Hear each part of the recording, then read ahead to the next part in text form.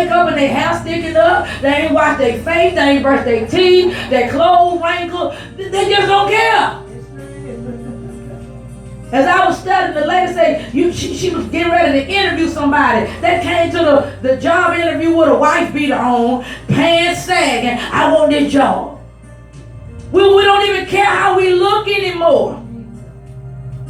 One of the other signs of self-hatred, it talks about having bad voices in your head. You listen to the voices that tell you that you're not good enough. How come I'm not good enough? How come I'm not smart enough? It's where you talk yourself out the job. You talk yourself out of the position. You talk yourself out of being in the group. You talk yourself out. You can sing good, but you talk yourself out of it because you keep finding negativism about yourself. This is a generation where we find people, we'll cut on everything. I think my husband sent me a picture, a little video. A man walked in the house. He took off his hairpiece. He had a fake arm.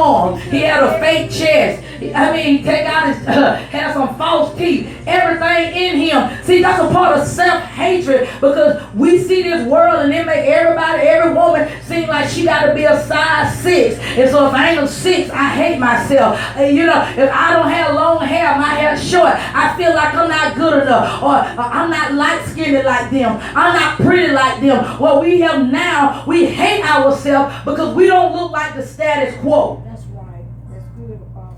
Another sign of self-hatred is that you're in a relationship and you're in a bad relationship and you're taking what other people do to you, you feeling like you deserve it because you don't love you. And you're giving the other person permission to treat you in any kind of way. You know in your right mind, you giving them all of this, but they don't give you the same thing you give them. But you'll tell yourself, I'm just not good enough for them. I'm not good enough for them. When you're dealing with a self-hatred spirit, you talk yourself out of the truth. You will know that they hurt you, but you'll blame yourself because you don't want to be alone. You don't want to deal with you. You isolate yourself from people that tell you the truth. You can find fault in everybody else, but you look in the mirror and you don't see nothing wrong with you. People with self-hatred, they operate in the spirit of pride. You can find somebody else's issues, but you don't think nothing's wrong with you. And when somebody try to tell you something about you, you get offended. What's wrong with me? Why are you trying to compare me to everybody? No, what I'm saying is you need to fix this. It's where they can't take no constructive criticism. All right.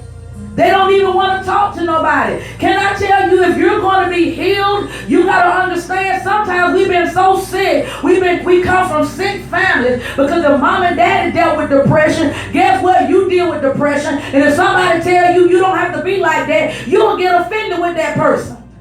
Because you're so used to being in a depressed state, God sent somebody in your life to tell you the truth about you, but because you're insecure and because you're prideful, you won't listen to the truth. See, this is what the devil wants. He wants us to be at a place where you never know what God wants for you. You got to understand if you're going to be healed and if you're going to overcome self-hatred, you're going to have a voice of truth in your life. Can I tell you, the Bible is a voice of truth? This is why I always tell people, get in this word. Find out what God has to say about you. Because God said you're beautifully and you're wonderfully made regardless. And a lot of times we talk about they don't like me, they don't like me. Do you not know that the people that don't like you and you never fit in with that group, God is trying to protect you from them people? You feeling rejected and God saying they ain't the right one for you. She ain't the right one for you. He ain't the right one for you. And you trying to break your neck to be with these people. And God said, I'm trying to let you know I don't want them for you. They ain't no good fit for you. But because you don't love you, you trying to make something fit that ain't supposed to fit. See, this spirit of self-hatred is something else. I dealt with it. It says here, a person dealing with self-hatred, they have a problem accepting compliments. They don't see people say, oh, you look handsome. You think I'm handsome? Leave, because they so used to listening to the lies.